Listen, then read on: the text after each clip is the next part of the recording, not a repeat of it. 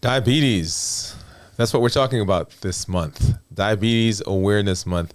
This is Dr. Dwayne Wood. That's Wood with an E. The E stands for endocrinology. And here on the channel, I help to educate. I help to empower and encourage you to take charge of your health, your life, avoid complications so that you can live a healthy, fulfilling life, live that dream life that you have always wanted. And this month, we're talking about diabetes on Diabetes Awareness Month. We've been walking through, this is day number 7, seventh episode of diabetes. And I am glad that you are here. We're going to jump right into it. Tonight, we're talking about the goal for diabetes treatment. So what is the goal for diabetes treatment? We've talked about A1C, and we've talked about type 1 diabetes, type 2 diabetes. We talked about the symptoms. We've talked about how we get diagnosed, what are the tests that we use. And in this episode, we're going to talk about the goals for diabetes treatment. And I want to talk about this in 2 separate ways, right? So we're going to talk about the details of A1C and what we want to have happen with an A1C.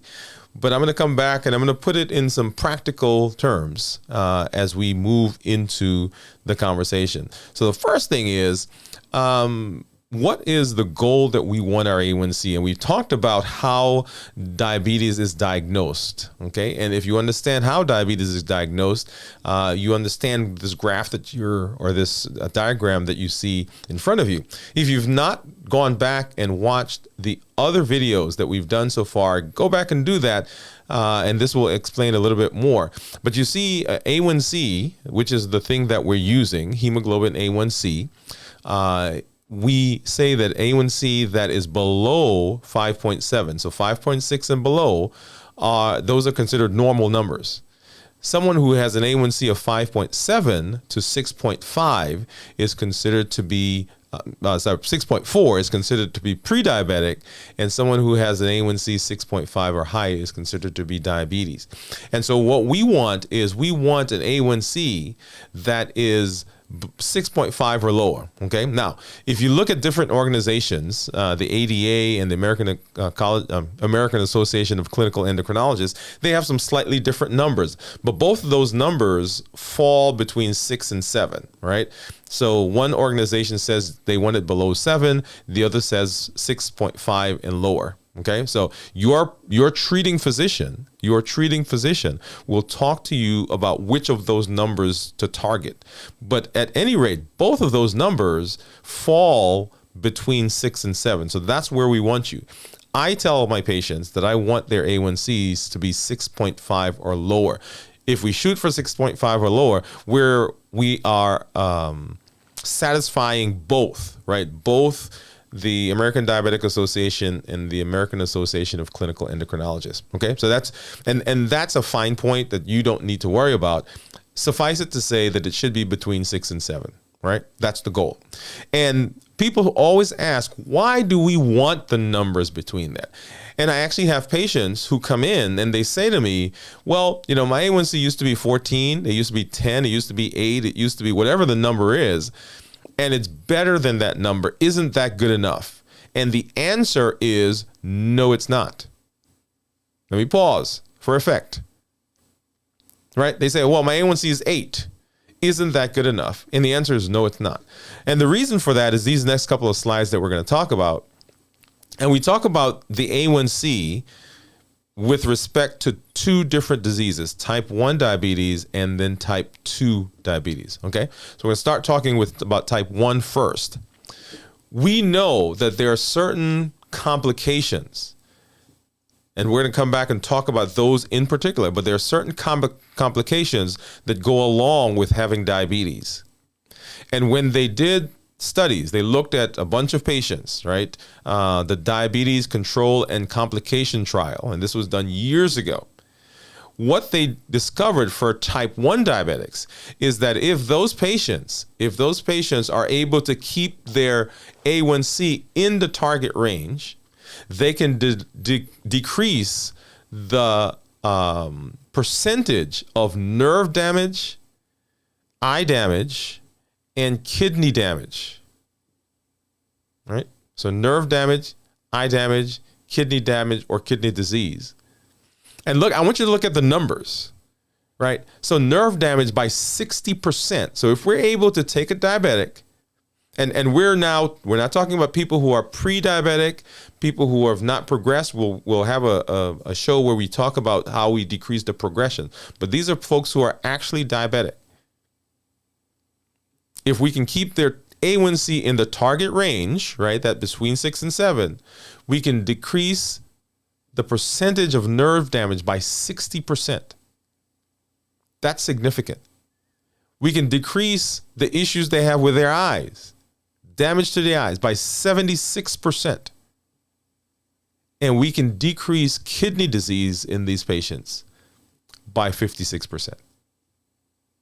Those are some significant numbers, very, very big numbers. And so when we talk about keeping the A1C in the target, these are the practical reasons that we say, hey, no, we've got to get that A1C down. So when your doctor's talking to you, when I'm talking to you, if you're out there, if you're one of my patients and you're looking at me and you're watching this, right? We're not just harping on that number just to harp on that number. We're not just saying, okay, we're not just pulling this number out of the air. This is a number that has been established based on these trials. Right, anywhere from 56 to 76% in terms of these respective disease processes. Now, when we and this is for type 1 diabetics. When we talk about type 2 diabetics, the numbers are not as big, but we still have significant improvement in heart attacks, in this case, damage to the eyes, and kidney disease. So 16% decrease, as much as 16% decrease in heart attacks, as much as 21% decrease in damage to the eye, and as much as 34% decrease in damage to the kidneys. So when we're looking at the numbers, there are some specific things that we are talking about, some specific things that we're looking at, okay? And I often tell people, I live in Alabama, right? And so Alabama is a big football town. And so if you're a sports person, if you like football, and you can apply this to really any sport, right? I'm going to use a sports analogy.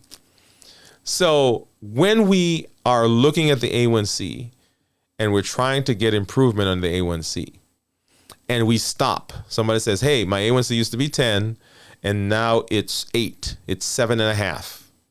Right? I think that's good enough. I think it's kind of like being on the football field and we have possession of the ball and we're driving the ball down the field and we're 10 yards, we're 15 yards, we're 20 yards, right, from the end zone. And the team says, you know what, hey guys, I think we've done a good job today. Let's stop right here. They did a good job. They've moved the ball. They're almost there. They're right there. They've just got 5 yards more to go.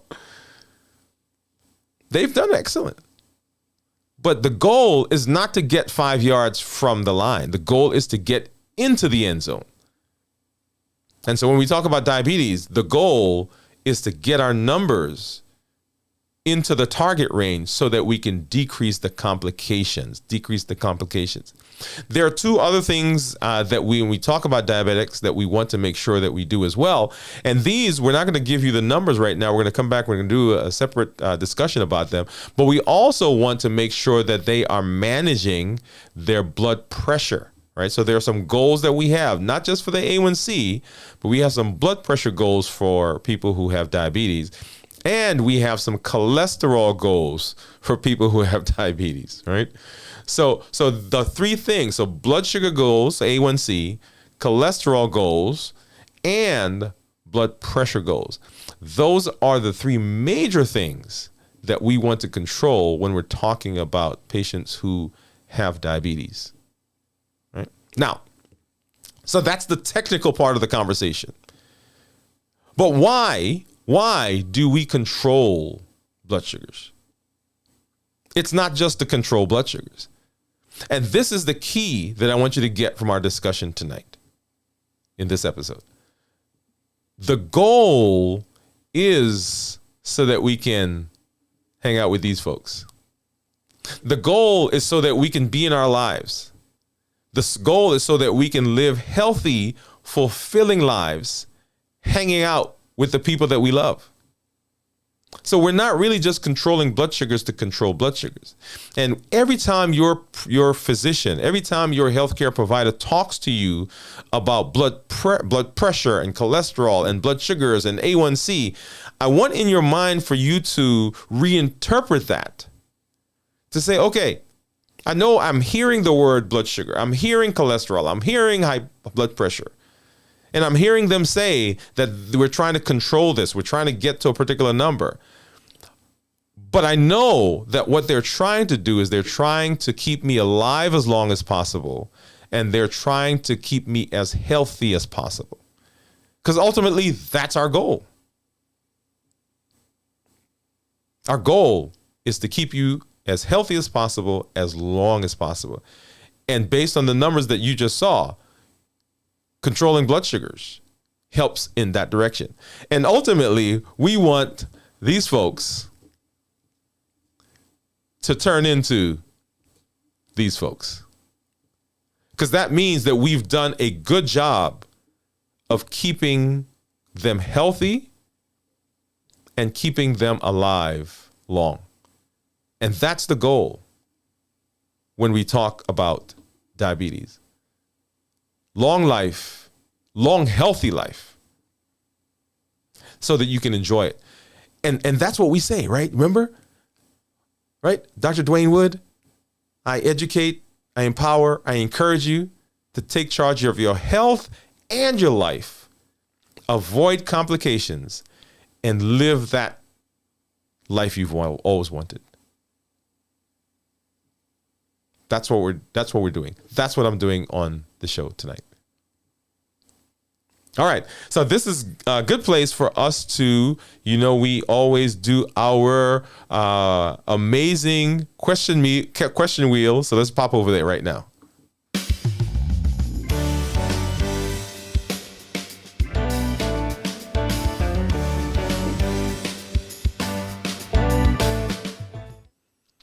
All right. So amazing question wheel. As you know, we use our question wheel. There's some questions on the wheel. I'm going to spin it. And whatever question it lands on, I am going to answer the question. Okay, answer it right here. You get to see it. Here's the caveat. I've got to answer the question in 15 minutes. 15 seconds. No, where am I going? 15 seconds. 45 seconds. So 45 seconds is what I have to answer the question. Okay.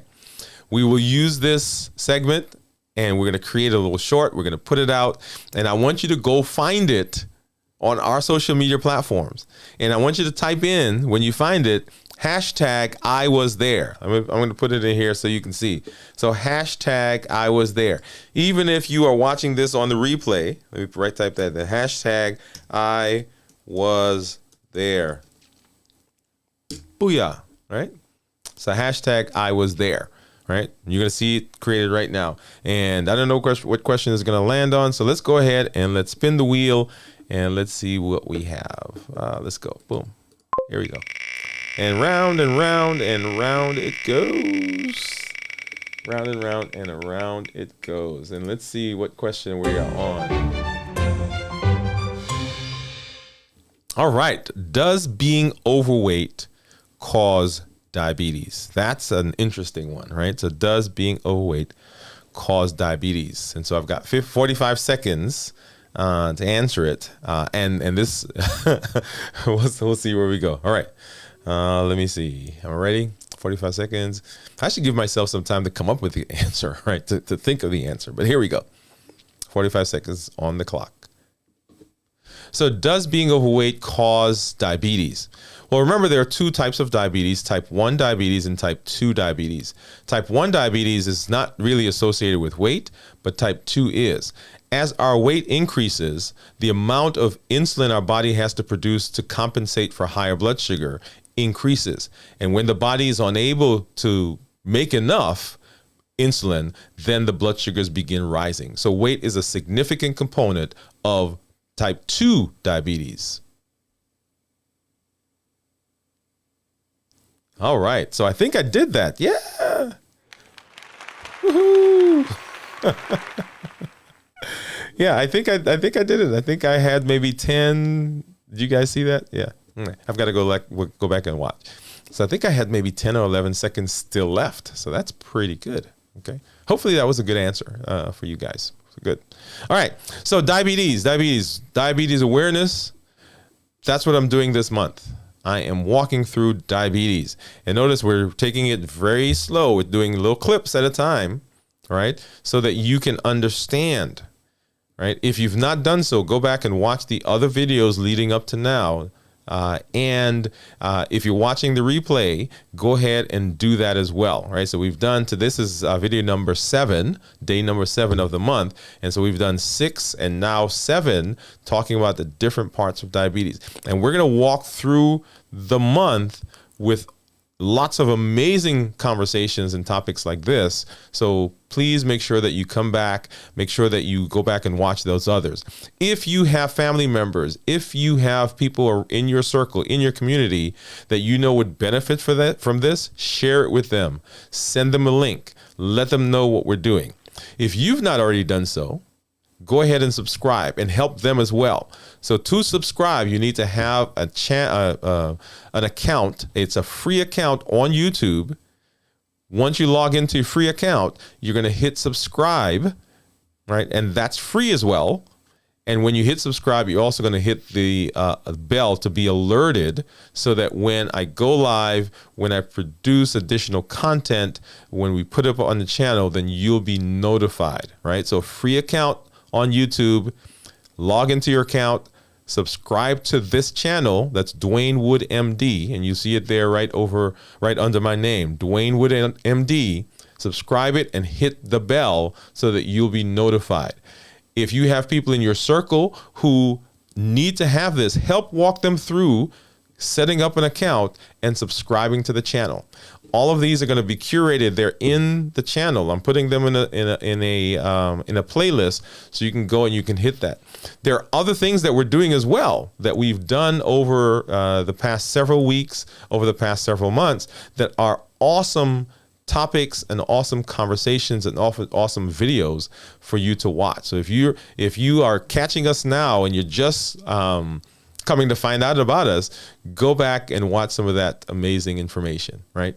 So glad that you're here. Thank you for being here. Give us a thumbs up for this video, like it, share it, right? Subscribe and all those things. And then connect with us on our social media platforms, right? Dwayne Wood MD on Instagram, Twitter, LinkedIn, Facebook, all of those places you can find us, and then watch for the short. So the one that we just created, I want you to go out and find that and put hashtag I was there.